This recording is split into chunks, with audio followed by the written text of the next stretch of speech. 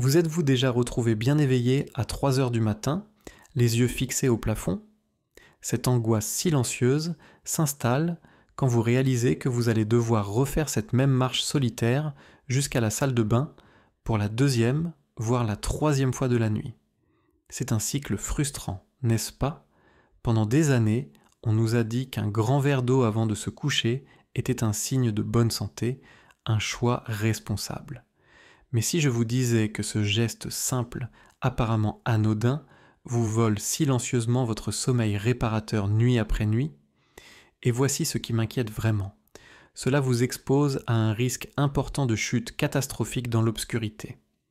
Une chute pouvant entraîner une fracture de la hanche, une hospitalisation et la perte de l'indépendance que vous chérissez tant. Mais en tant que médecin, ayant écouté et accompagné des seniors depuis plus de 30 ans, je peux vous dire que la solution ne se résume pas à boire moins d'eau. C'est bien trop simpliste. Le véritable secret, celui qui peut réellement transformer vos nuits, consiste à mâcher une minuscule épice peu coûteuse pendant seulement 60 secondes après le repas du soir. Et je ne parle pas d'une simple théorie, je parle de cas réels. Je n'oublierai jamais une de mes patientes, une merveilleuse infirmière retraitée de Floride nommée Eleanor. Elle m'a confié, avec un profond sentiment de résignation, qu'elle n'avait pas dormi plus de 2 heures d'affilée depuis plus de 10 ans. Lorsqu'elle a essayé cette astuce toute simple, elle a appelé mon cabinet une semaine plus tard. Sa voix était remplie d'une joie que je ne lui avais jamais entendue auparavant. Elle m'a dit qu'elle avait enfin dormi 5 heures d'affilée. 5 heures. C'est de cela que nous allons parler aujourd'hui. Dans cette vidéo, je vais lever le voile. Nous allons découvrir exactement quelle est cette épice puissante, la science simple qui explique pourquoi elle fonctionne aussi efficacement et le rituel précis de 60 secondes qui peut vous redonner des nuits paisibles et ininterrompues. Et s'il vous plaît, je vous demande de rester jusqu'à la fin. Je vais partager les 3 erreurs les plus courantes que les gens commettent et qui annulent complètement les bienfaits. La 3e erreur, en particulier, est celle que je vois le plus souvent. Et elle est absolument cruciale pour votre sécurité. Avant de commencer, j'aimerais vraiment savoir combien d'entre nous ont vécu cela. Si ce que je viens de décrire vous semble familier, si vous connaissez cette appréhension des allers-retours nocturnes, prenez un instant pour écrire un simple « oui » en commentaire. Cela me montre que je ne suis pas seul à constater cela. Et surtout, cela montre aux autres membres de notre communauté qu'ils ne sont pas seuls non plus. Très bien, commençons. Voyons d'abord la racine du problème. Pourquoi les personnes âgées se réveillent-elles souvent la nuit?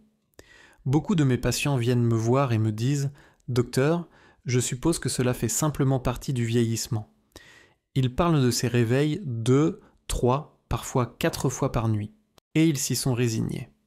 Ils pensent que les seuls coupables sont un corps vieillissant ou peut-être ce verre d'eau supplémentaire pris après le dîner. Et bien qu'il y ait une part de vérité là-dedans, cela passe à côté d'un point bien plus important. La véritable raison, c'est un changement silencieux et progressif qui se produit à l'intérieur de votre corps. Vous voyez, il existe une hormone naturelle appelée vasopressine.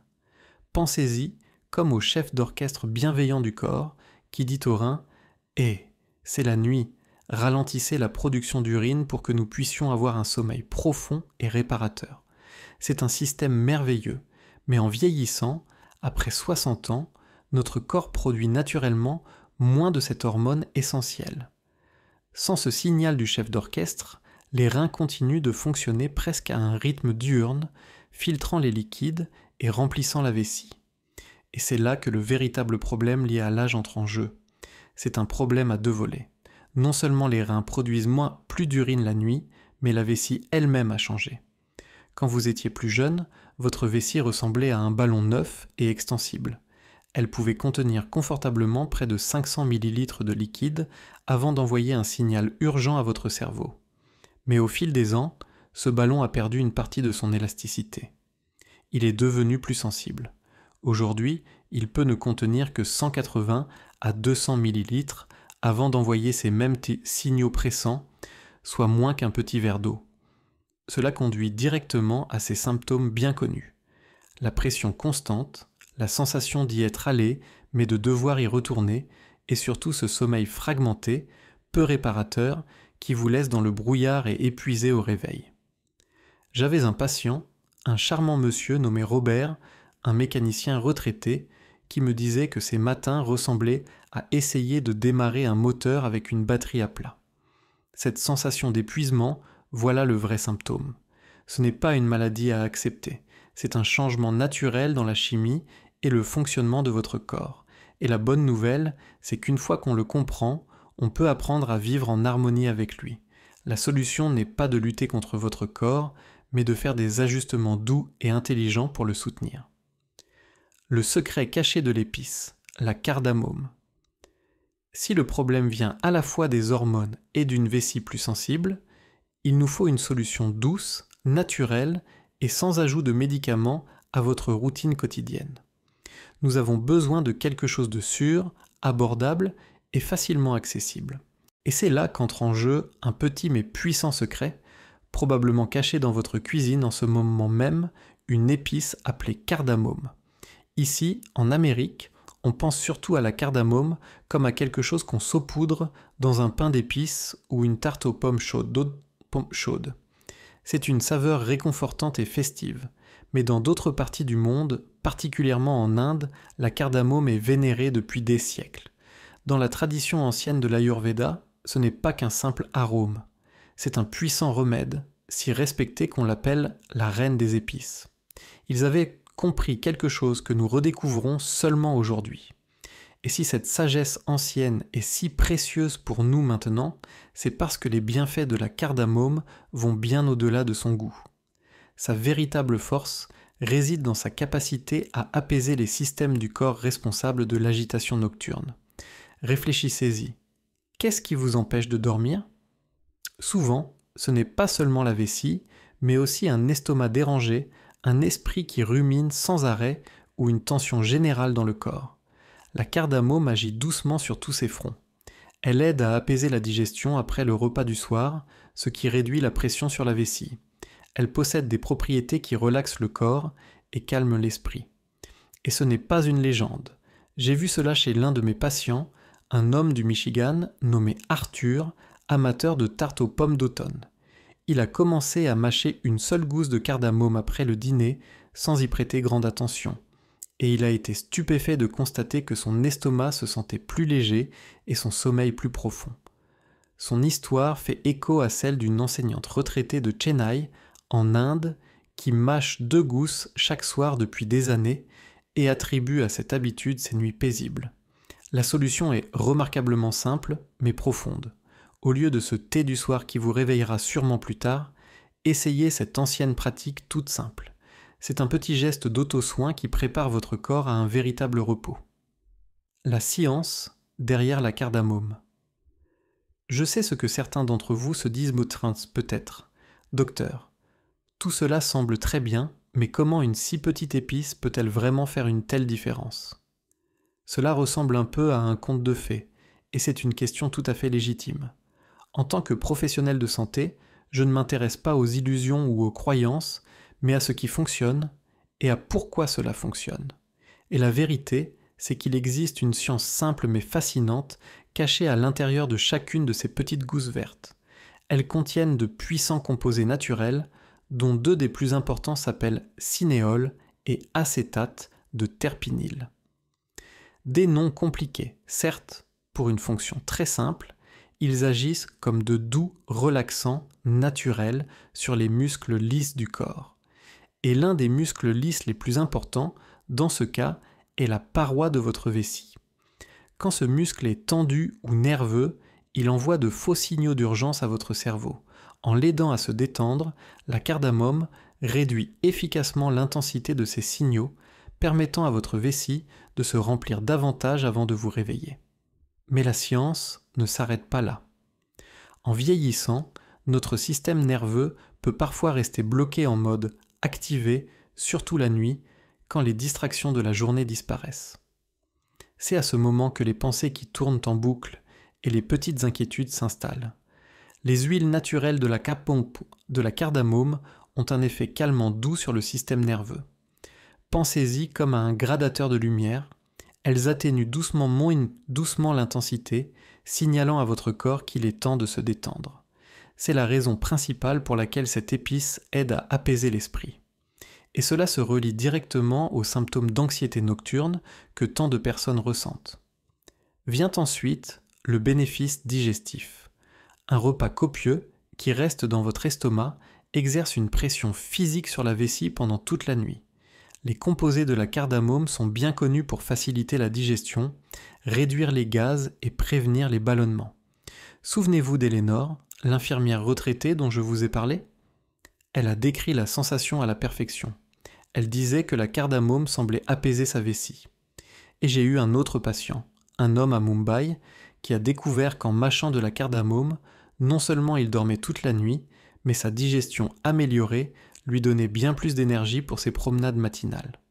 Ce n'est pas un médicament miracle, c'est simplement un outil sage et doux qui agit en harmonie avec les besoins naturels de votre corps, soutenant votre vessie, vos nerfs et votre digestion pour créer les conditions paisibles nécessaires à un sommeil réparateur. Comment mâcher la cardamome pendant 60 secondes ? Savoir que la cardamome détient ce pouvoir apaisant est la première étape. Mais comme tout outil, l'efficacité dépend de la manière dont on l'utilise. Les petits détails de la routine du soir peuvent faire toute la différence entre un vrai succès et une déception silencieuse. J'ai vu cela de mes propres yeux. Un patient me disait que cela ne fonctionnait pas. Mais en creusant un peu, nous découvrions qu'il manquait une étape essentielle. La raison pour laquelle la méthode est si importante, c'est que l'épice a besoin de temps et des bonnes conditions pour libérer ses huiles bienfaisantes et permettre à votre corps de les absorber correctement. C'est une question de créer un petit rituel intentionnel de détente. Voici donc le processus en 3 étapes simples que j'ai trouvé le plus efficace. 1. Le moment idéal. La fenêtre parfaite se situe environ 30 minutes après le dîner et 30 minutes avant le coucher.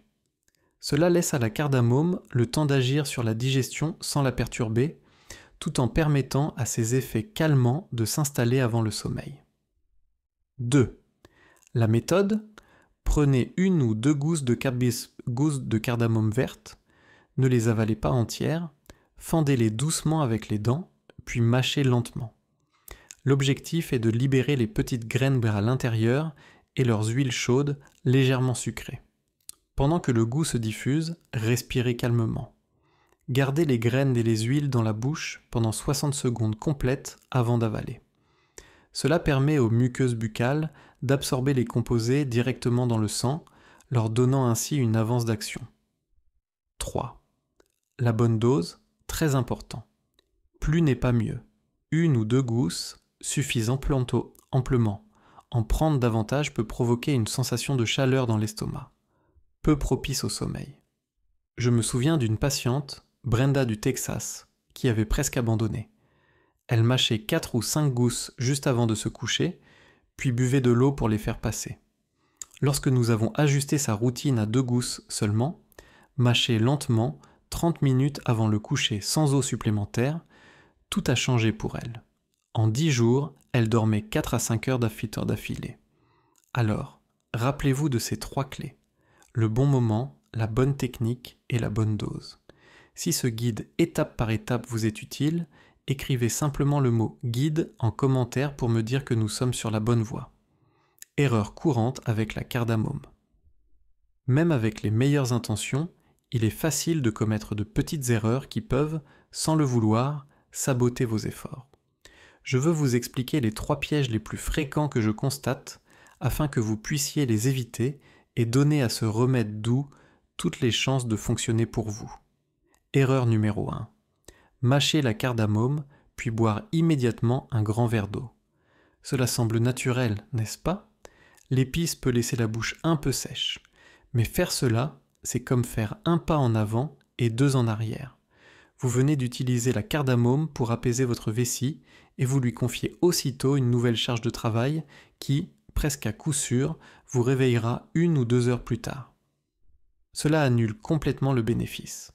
Si vous devez prendre un médicament ou si vous ressentez absolument le besoin de boire, contentez-vous de quelques petites gorgées d'eau à température ambiante, pas d'un grand verre. Erreur numéro 2, associer la cardamome à un mauvais repas du soir. L'épice agit le mieux dans un environnement calme et équilibré.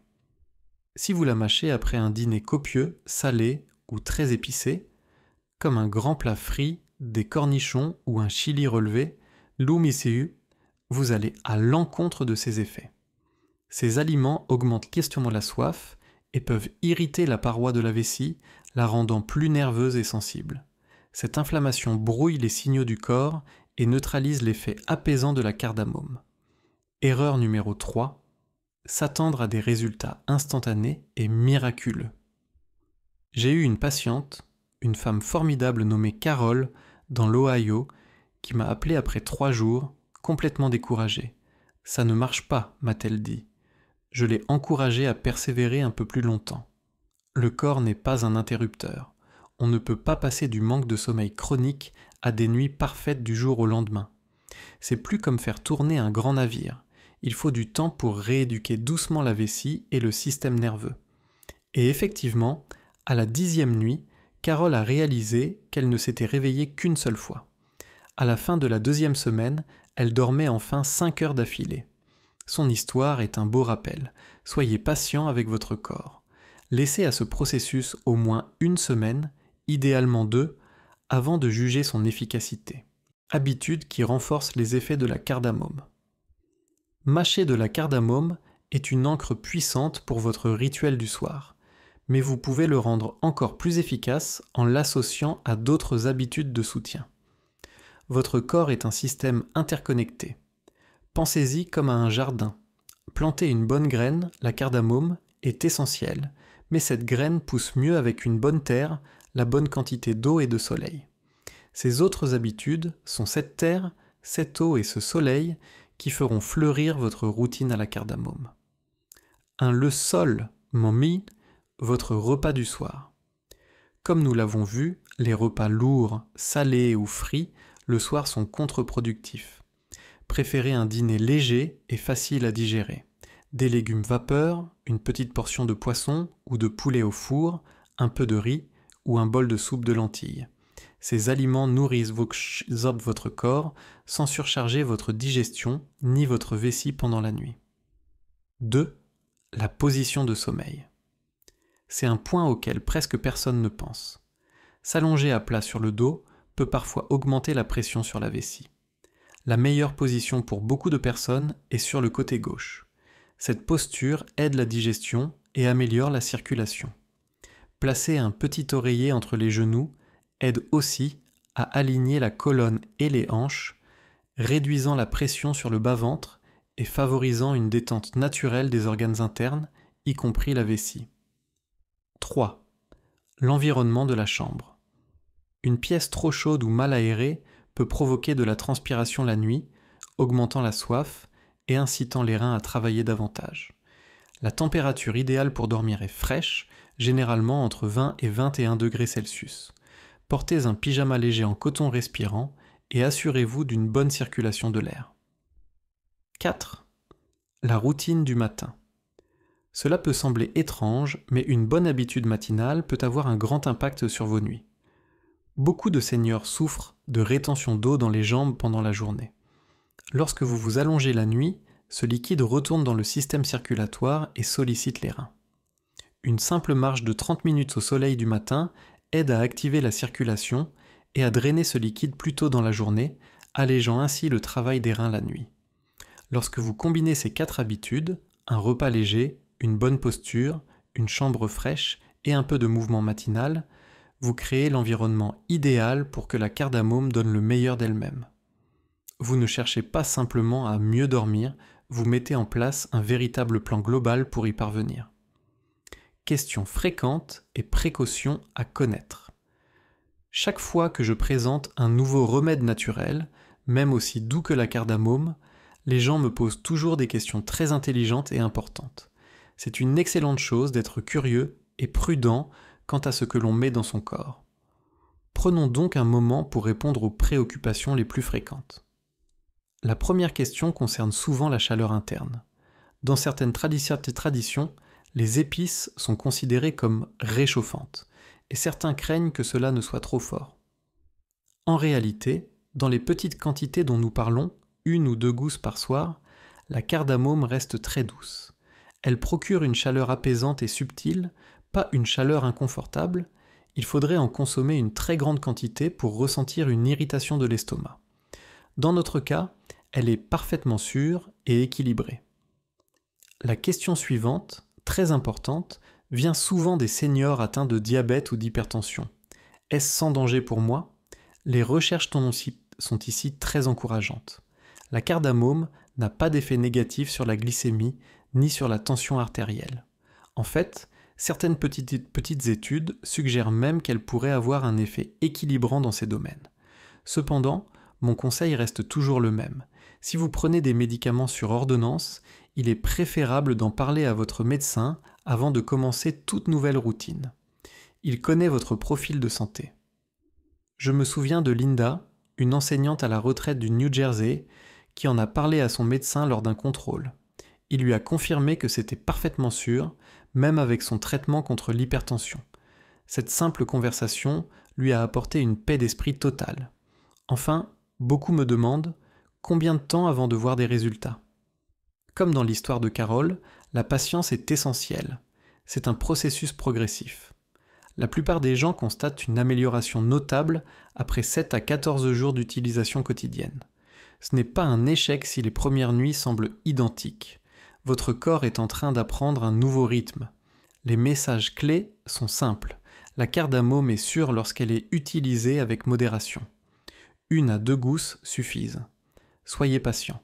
Et surtout, n'hésitez pas à parler à votre médecin. Cette épice douce n'a pas pour but de forcer votre corps, mais de lui rendre le calme et le confort qu'il mérite.